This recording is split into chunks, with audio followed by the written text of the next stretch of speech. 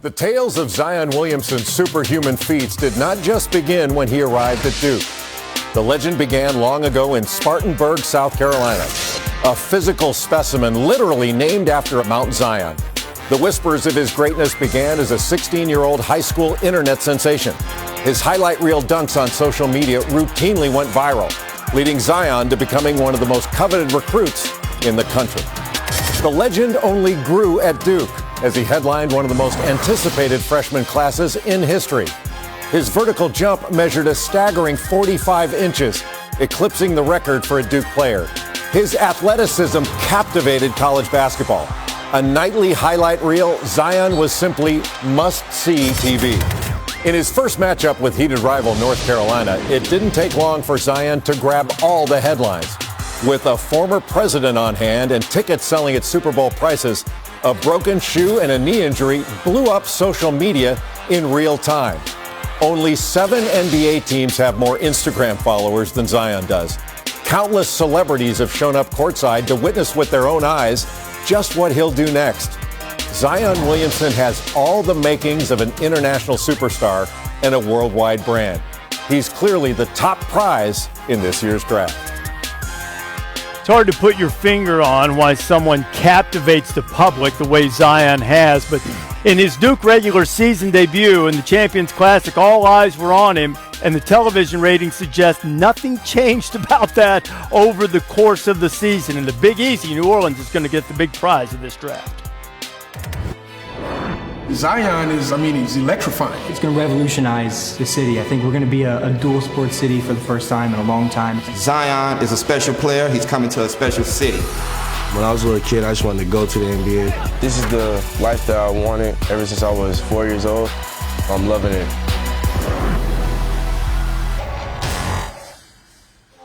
Zion Williamson here, and I just landed in New York. I'm very excited to be here, and I can't wait for Thursday night. Yeah, it does feel really good to be up here, even though, it's very foggy, so I can't really see anything. I never thought of myself up here, I'm not gonna lie. Now I want to go back down. Might be some wistfulness in New York as Zion Williamson travels around. They did not win the draft lottery. New Orleans did, and Saints head coach Sean Payton has an idea. I've got an idea, too. Put him at receiver, and who cares if the Rams interfere with him? He'll bounce off him like popcorn off a battleship, and he'll catch the ball anyway. Is that too soon? He is larger than life. One season, and he's already on a first-name basis with the world. Zion is special. Zion in 3 words, oh my God. However, his jaw-dropping ability is more than screen deep, wrapped in a humble and thoughtful package. I'm very explosive, loud on the court, but off the court, I'm a plain guy. I'm not that flashy kind of person. An athlete with an ethic to work and improve. A friend with a smile always at the ready. When I was a little kid, I just wanted to go to the NBA. This is the life that I wanted ever since I was 4 years old. I'm loving it. A new age begins with one name spoken. This is the era of Zion.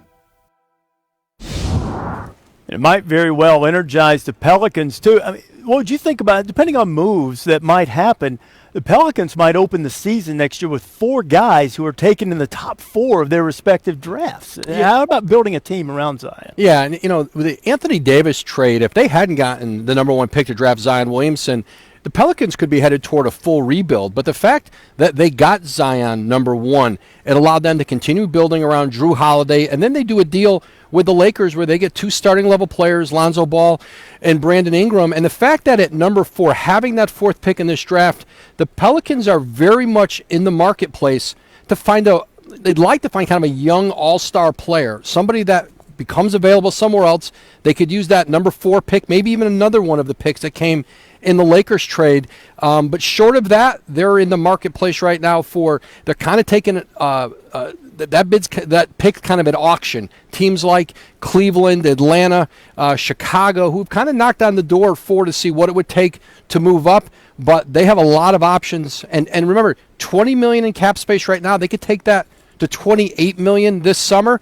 The Pelicans could be a team right back into the playoffs and set up to be very good very quickly in the post-Anthony Davis era.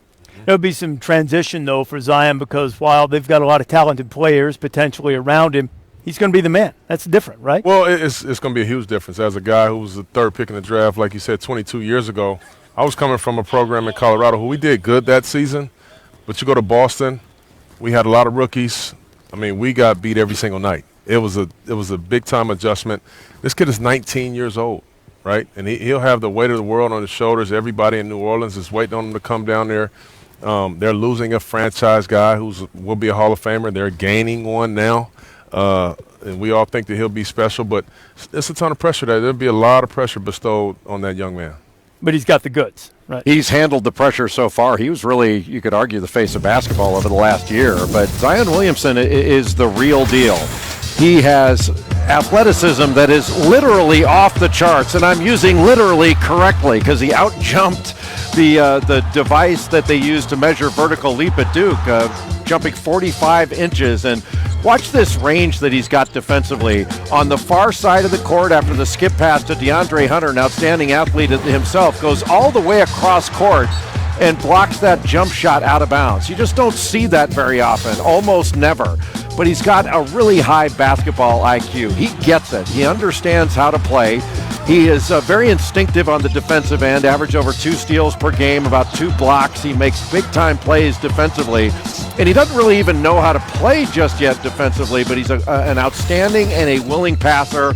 And maybe the best part, with his athletic profile, his skill level, all the stuff you can say about him, he plays hard all the time. He's got a relentless motor, never takes a play off, and there are very few players you can say that about that impacts the game on both ends. Can he improve? Yeah, he can be a better shooter. But, man, I've never seen a player like him on the basketball floor. There's never been anybody like him in this game. Yeah, you said that from the opening night that we saw him when he made his regular season debut at Duke. And we've talked a lot about how basketball is becoming a shooter's game. Small ball guy Mike Schmitz is with us now, draft expert, evaluation expert. So if we're going small here, why is it that Zion's perfectly suited for this NBA? Yeah, 5-10 years ago, there may have been questions. What position is Zion Williamson? He's coming into the NBA at the ideal time because he is the epitome of a positionless prospect. It starts on the defensive end. He can guard 1 through 5. We saw him regularly stepping out on the perimeter, switching on to point guard, sliding his feet at 285 pounds, and then he can slide all the way up to that small ball 5 spot. Even at 6'7", he plays closer to 7 feet because of his explosiveness, averaged 2.4 block shots per 40 minutes, has tremendous instincts, and then he's a grab-and-go threat. He can operate kind of like a point forward in transition. You know, we've seen how valuable that is in today's NBA, pushing off the break, scoring, and facilitating. And then he's an inside-out threat as well. This is a guy who can operate as the screener in pick and roll so he can catch lobs, or he can initiate offense as the ball handler in pick and roll. Then he can punish a switch. He can score from all over the floor. And lastly, an extremely underrated passer. So he's the real deal. He can function as a small ball 5 or really as almost a point guard offensively. There's pretty much nothing he can't do aside from shooting the ball consistently. After this magnificent season that he had in his 1 year at Duke, he jumped R.J. Barrett, who was the presumptive #1 overall player, and we thought might be the #1 pick. R.J.'s probably going 3rd behind Ja Morant, but is that as it should be? Well, I think it's going to be a very emotional night. Soon your name be called. It was a time where I didn't think I'd be in this position. My dad told me, you know, write down your goals and achieve them one by one. And, you know, that's just what we did. NBA Draft Preview Special presented by Kia. Ja Morant will be the 2nd overall pick as Woj broke on Wednesday. Memphis trading Mike Conley to Utah. Ja Morant will have the Grizzlies put in his very capable hands. Jay Billis, of course, has ranked all of these players who potentially will have their name called. The top 5 players, best available, he has them ranked in the 1, 2, 3 order. But, you know, sometimes there might be a little debate between 2 and 3. Let's see what Virtual Billis has to say about Morant and Barrett.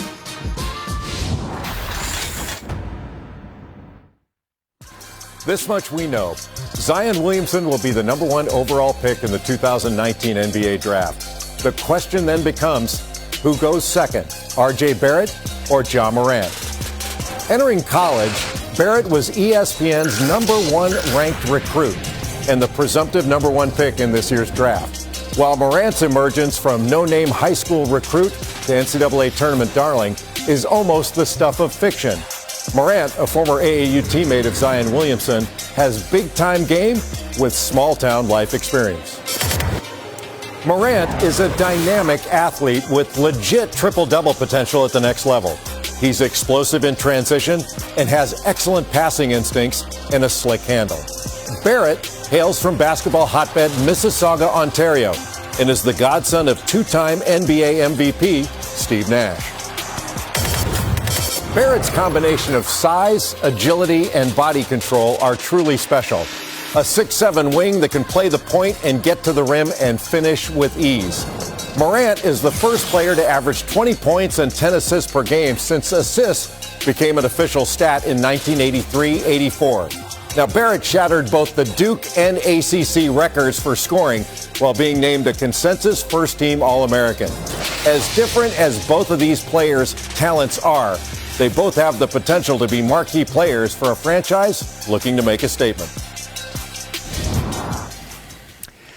Well, as you look at this right now, 35 years ago in the 84 draft, it was a draft of Hakeem Olajuwon, Michael Jordan, Charles Barkley. It was also the draft of Sam Bowie. Now, I know injuries played a part in this, and I'm not suggesting R.J. Barrett, guys, is Michael Jordan. But if you let a guy go past 2 and take him 3, and 3 turns out to be a star, you never, ever hear the end of it.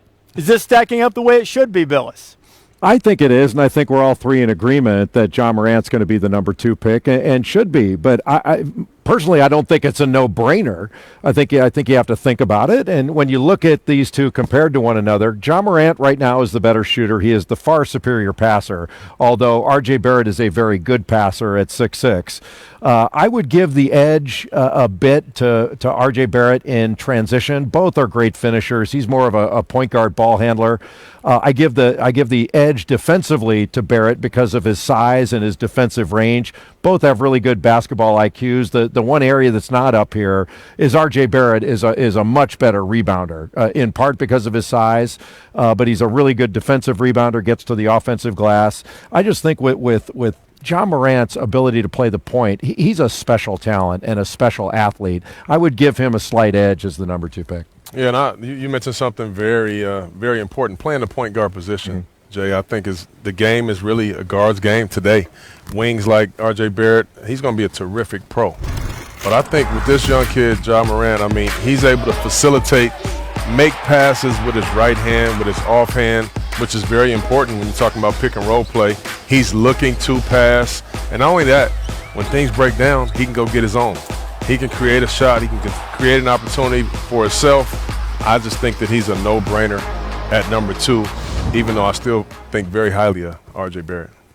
Yeah, I think he's the clear-cut number 2 prospect in this draft. I don't see it as a 2A, 2B situation. I think he has star potential, and like Chauncey said, it starts with his passing, his ability to do it with his right hand, with his left hand. He reminds me a little bit of Trae Young in terms of his facilitating style. He can make every pick-and-roll read. He's shifty. He's explosive. He's almost impossible to keep in front in the half court. His ability to change speeds, change directions on a dime, and then he's a head-at-the-rim athlete. He'll put you on a poster in hurry, and then his shooting touch as well, his ability to shoot it with range off the dribble. I think he's going to punish teams for going under ball screens, and that's going to allow him to get downhill to the rim. And then lastly, the star quality. This kid is built for the lights. He has a charisma about him that you really want, Chauncey, in a point guard. That's a key attribute. So he has everything that you would ever want in a franchise point guard. And just a little insight into how he was discovered.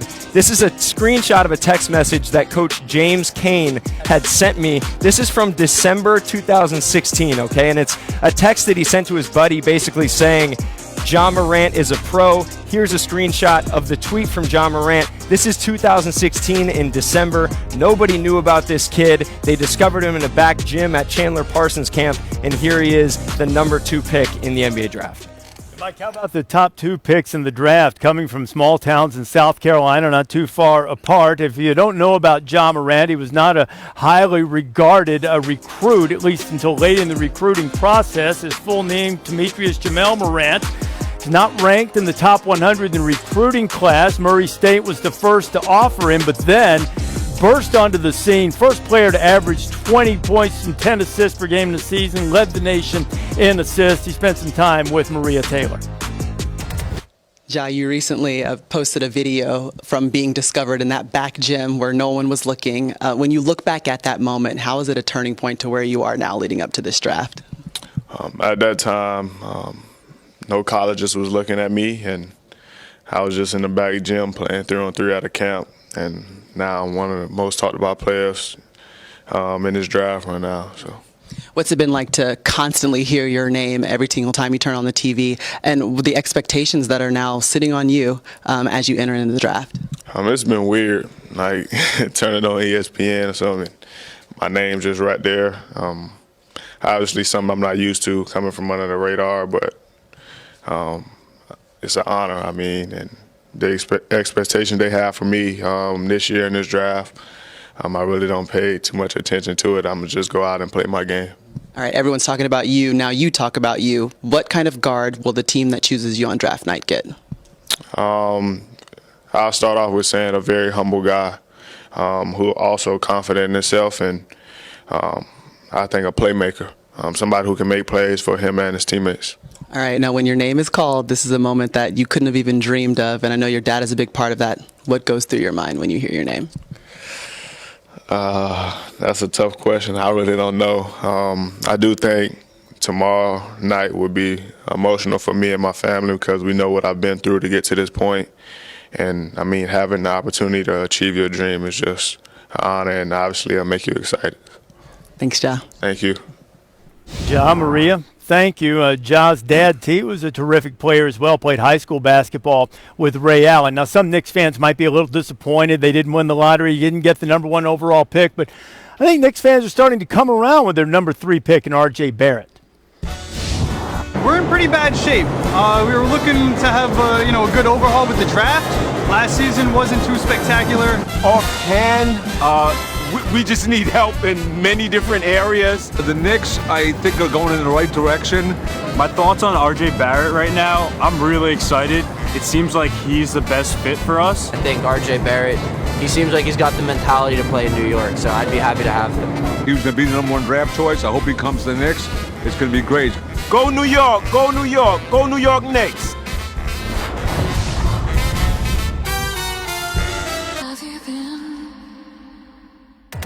Why should New Yorkers, what is it about you, your game, what you bring it to the next level that New Yorkers should look forward to? Biggest thing is my confidence. I'm built for this. I've been working since I was young. So I'm not really worried.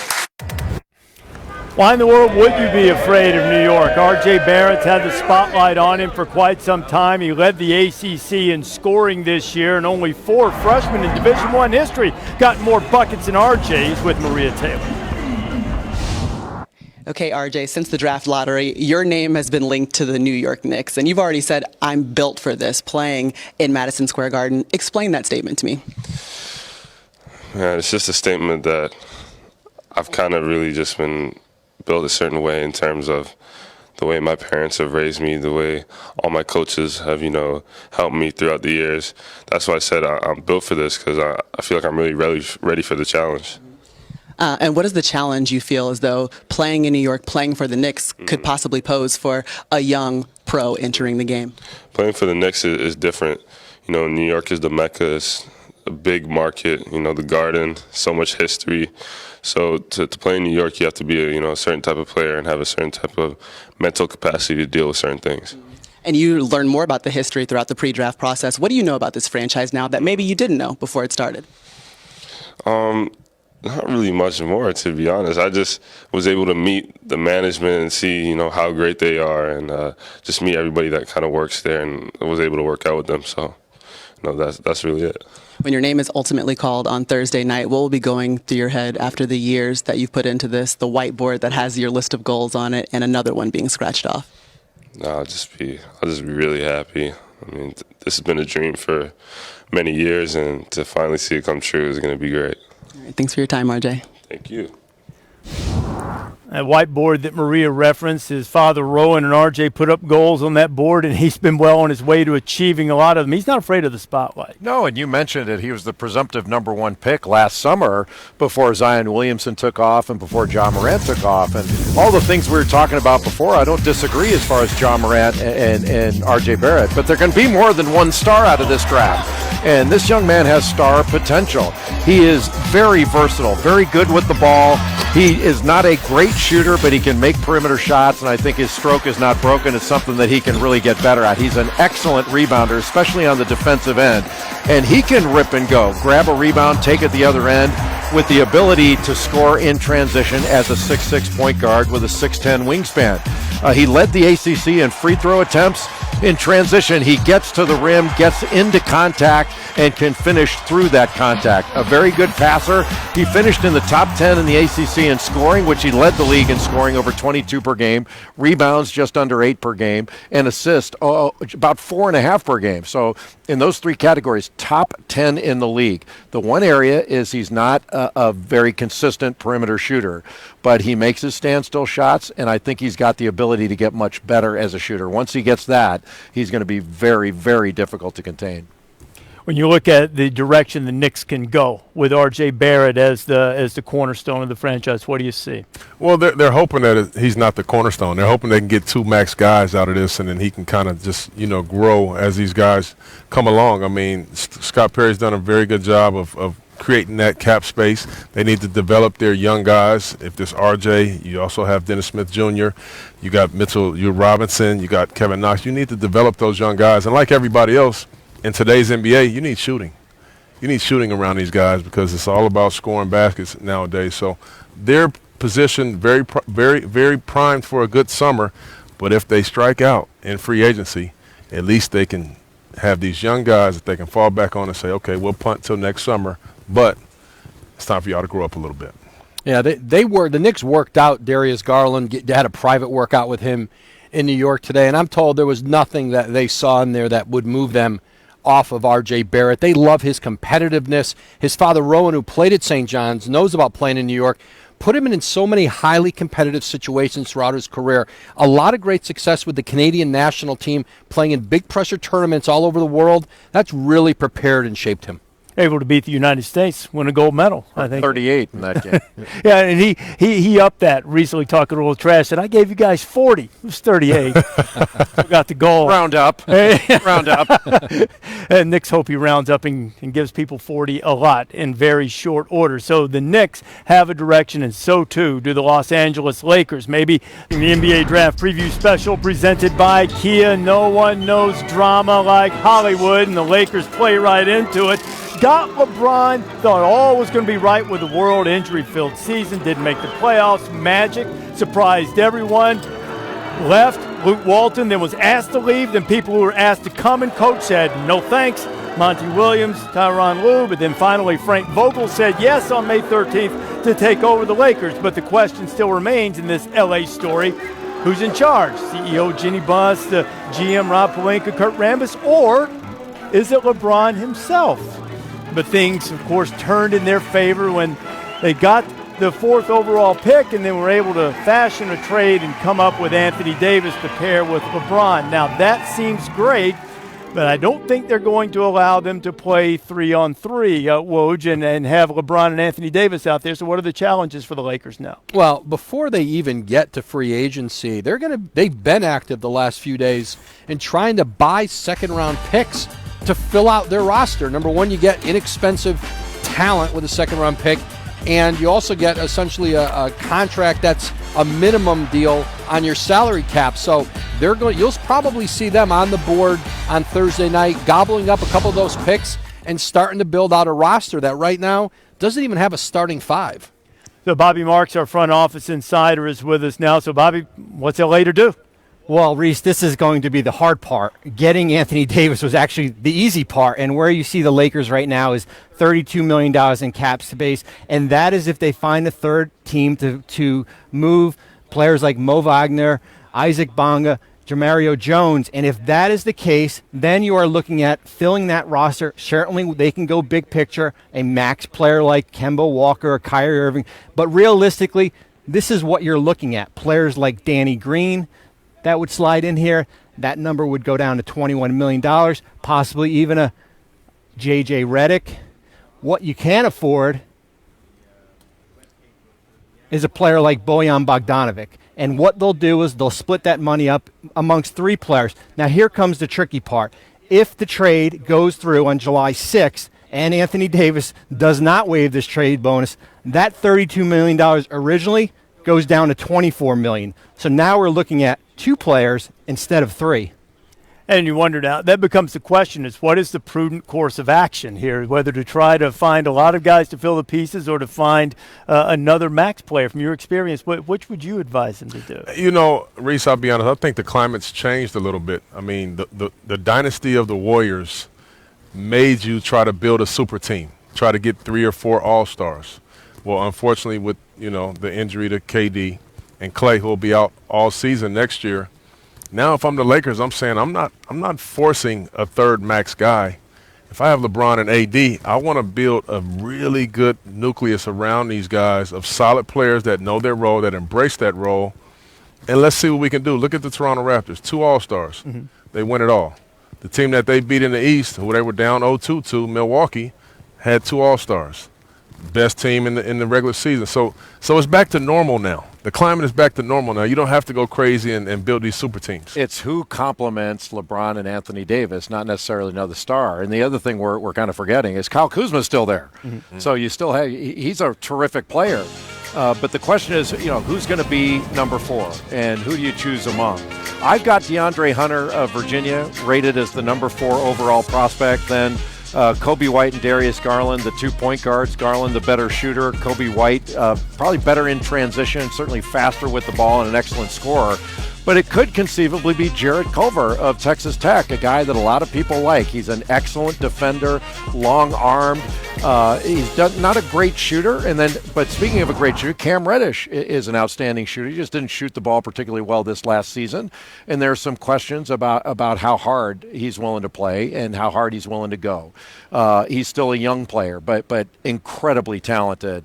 Long arms, fits the suit, good defensively. He's got a lot of ability. And just as a reminder, the Lakers will be making that pick, but at the moment they'll be making it for the Pelicans. Other things could happen. That deal, which is all set, but it doesn't become official until July 6th. And as Woj just pointed out, the Lakers have been shopping things around to see what else they can do.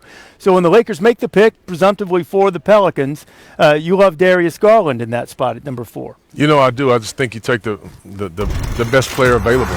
And obviously guard play is not an issue in New Orleans right now, you know, with Lonzo Ball and one of the most underrated players in our game in Drew Holiday. But this kid right here is special. Darius Garland is special. You talk about, like we say, the way the game is played. You look at him, he's like has a mature game for his age. He can make threes. He can make a mid-range jump shot. He makes all those floaters. I mean, I just think he's a no-brainer for me. He has a chance to be a special player. You know, college basketball fans only saw him play 5 games this year. Mike Schmitz is back now, but this is not a case of where a guy has been out of sight and out of mind and all of a sudden his stock has blown up. NBA people have seen a lot of Darius Garland. Yeah, we've been evaluating Darius since he was 14 years old with USA Basketball. He was the number 1 point guard on our board coming into the season, and I really believe if he had a full, healthy season at Vanderbilt, teams would really be debating whether it's Ja Morant or Darius Garland as the number 1 point guard. And Chauncey, you hit on it. Damian Lillard. There's a lot of Damian Lillard in his game in terms of his ability to shoot it off the dribble with range. That's the most coveted skill amongst guards in today's game. You see it with Steph. You see it with Dame. You see it with Kyrie. He has that. His handle is slick. He can get to different spots. He changes pace extremely naturally. He plays really well in pick and roll. And then he can play off the ball as well, like we've seen with Dame, who can fit with the C.J. McCollum. He can fit with other guards like Lonzo Ball, like Drew Holiday. His upside is through the roof. Schmitz, you and Chauncey, Woj, you guys love moving the lines with our comrades in arid regions out there. Darius Garland is the favorite right now to be the 4th overall pick in the draft. Did you know that you wielded that kind of power? I did not know that, Reese. Would you go 4? I know you have Hunter ranked ahead of him, but given who they're picking for the Pelicans. Well, they got Lonzo Ball there. Yeah. So if they think Lonzo Ball's the point guard, then they don't take Darius Garland. If they're not convinced about Ball, then they do. So be careful before playing those games of chance. And remember that Billis has warned you there might be an alternative path. There's always a different path in the NBA. As coming up in July, we will be pursuing free agents, and what a class of free agents is going to be this summer.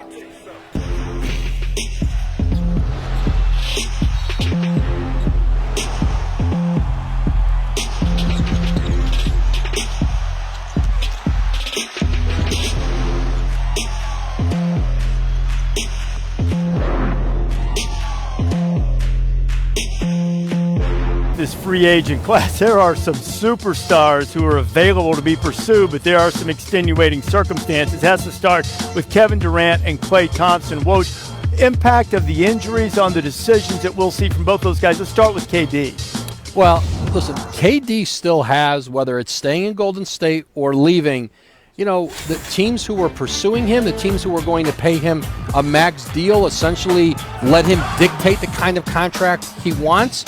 That hasn't changed, and they all just expect next year he'll be a very expensive redshirt, starting at probably around $38 million a year. But I'm told KD's doing a lot of soul searching right now, stepping back from the injury and processing all of this. For KD, he can go back to Golden State on a 5-year, $200 million plus deal. That gives him absolute assurance coming off this Achilles injury. Maybe it gives him something else to think about staying in Golden State, but Brooklyn and the Knicks are very much in the fight to get Kevin Durant. I don't want to minimize. We saw Klay Thompson after tearing the ACL, and the ACL injury is one that we've seen tons of guys recover from and be back to 100% in relatively short order. You have some experience with the injury that Durant is dealing with. What is that going to be like for him? I do. It's going to be really tough. I did it, but luckily I was 35 and my career was pretty much over. But what I found there is it's really a 2-year injury to get back to your old self before you tore it, okay? You get that first year, you rehab, and you finally come back, and you're not really ready. You're not really ready. You're not really explosive. But the problem is when you come back, if you're Kevin Durant, you're coming back as Kevin Durant. You're not coming back as like we want to go play golf or we're just hanging out. Like, you need to be the best player in the world. The coverages that people play you, 2 guys, boxing ones, that will be the same coverage, but you won't have the same explosiveness. So it's a very tough injury. It will test your mental fortitude. KD is going to be just fine. His game is predicated on skill, not athleticism. He's going to be perfectly fine. He'll be back to dominant and one of the best players in the world in no time. Yeah, I can't wait to see that too. Best to both KD and Klay Thompson as they recover. Now, the Finals MVP, Kawhi Leonard, also has a decision to make. What impact does winning a championship, what do you expect it to have on Kawhi's thought process, if any? Well, listen, when Kawhi Leonard was traded to Toronto last summer, he absolutely, from the beginning, saw it as a 1-year way station. He was never going to consider the Raptors. But that changed with certainly the winning, the success they had, but how they handled his injury, how they allowed him to take the lead on the medical decisions, and that process the whole year made a really strong connection with Nick Nurse, Masai Ujiri, their president. But the Los Angeles Clippers have been poised in great position all year long. He's from Southern California. They have a roster built to plug him right into, and I think what will be really important when they meet in whether it's June 30th, July 1, the beginning of free agency, the connection he makes with Doc Rivers. I think that's really an important part of the Clippers presentation. But there's no question that the Raptors closed the gap, but I still think that they've got a ways to go here to compete with the Clippers. They're running out of time. Free agency is less than 2 weeks away. Well, you alluded to something that's very important in free agency for any of these young guys. He's going to go meet with the Clippers. He has the opportunity to sit across the table from Jerry West, Doc Rivers, and Lawrence Frank. That's very attractive. That's very attractive. And you talk about a guy that just won and hoisted up that trophy, that MVP trophy. He wants to win. He really does. And the Clippers they're in a very good position. I mean, they have an identity. They play extremely hard. They play unselfish, similar to Toronto. So it may come down to weather. And if it does, poor the North. Poor the North. They're going to have to lose that battle. But we shall see. But I've said this for a couple of years now. He's my favorite player in the NBA. Are they going to play? They're going to play their games outside?